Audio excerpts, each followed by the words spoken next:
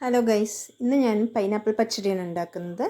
അതിന് വേണ്ടിയിട്ട് ഞാനൊരു ഹാഫ് പൈനാപ്പിൾ എടുത്ത് തോലെല്ലാം കളഞ്ഞ് ചെറിയ പീസാക്കി എടുത്തിട്ടുണ്ട്. ഇനി നമ്മൾക്കതൊന്ന് ഒരു പാത്രത്തിലേക്ക് ഇട്ട് കൊടുക്കാം. പിന്നെ അതിലേക്ക് ഒരു 2 കപ്പ് വെള്ളം, എരിവിന് വേണ്ടി 1/2 സ്പൂൺ മുളക് പൊടി, 1/4 സ്പൂൺ മഞ്ഞൾപ്പൊടി, ആവശ്യത്തിനുള്ള ഉപ്പ്, ഒരു പീസ് ശർക്കര, ഇതെല്ലാം ചേർത്ത ശേഷം നന്നായൊന്ന് മിക്സ് ചെയ്ത് കൊടുക്കാം.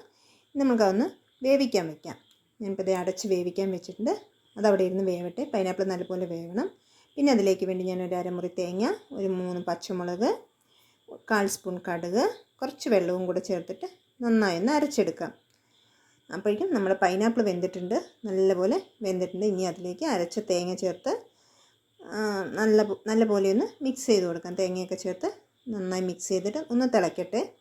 പിന്നെ അതിലേക്ക് ഒരു 1/2 കപ്പ് തൈര് ചേർക്കണം. തൈരും കൂടെ ചേർത്ത് വീണ്ടും അത് നന്നായി ഒന്ന് മിക്സ് ചെയ്തെടുക്കാം. ജസ്റ്റ് ഒന്ന് തിള വരുന്ന സമയത്ത് നമുക്ക് സ്റ്റവ് ഓഫ് ചെയ്യാം. തൈര് ചേർത്തതിന് ശേഷം നല്ലപോലെ തിളയ്ക്കരുത്.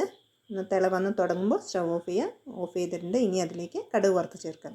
വെളിച്ചെണ്ണ ഒഴിച്ചിട്ട് അതിലേക്ക് കടുകും ചുവന്ന മുളകും കറിവേപ്പിലയും കൂടെ ഇട്ട് പൊട്ടിച്ച ശേഷം നമ്മുടെ പൈനാപ്പിൾ പച്ചടിയിലേക്ക് ചേർത്താൽ ടേസ്റ്റിയായ പൈനാപ്പിൾ പച്ചടി റെഡി.